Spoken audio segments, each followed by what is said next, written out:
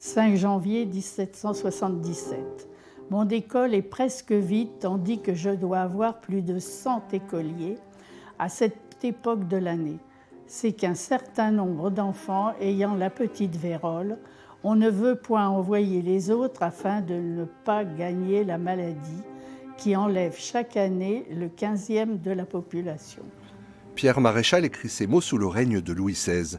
Maître d'école à Jonquière, près de Compiègne, il est le premier contributeur. Suivront Jean-François Aimable Juillard, Jean-Louis Honoré Juillard et Louis Rustic Juillard. Redonner vie à ses aïeux est une fierté pour Nadet.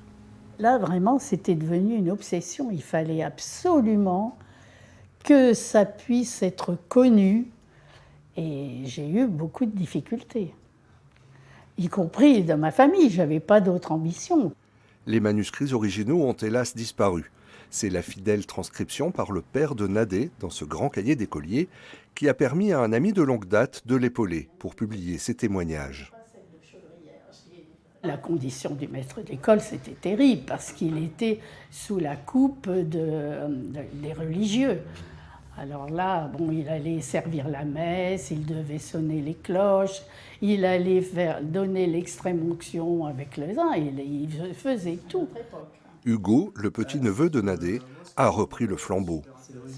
Ça, c'est ce que Pépé a recopié. Il est professeur des écoles à Paris, dans le 17e arrondissement, bien loin des villages picards d'autrefois.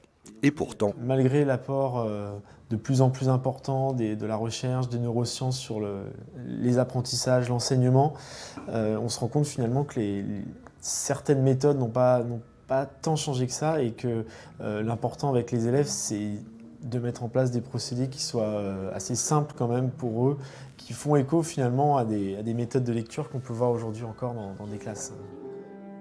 Le 10 mai 1885, à l'heure de la retraite, Louis Rustic clôt son histoire et met en garde les grincheux. Il est beaucoup plus facile à trouver à redire que de mieux faire.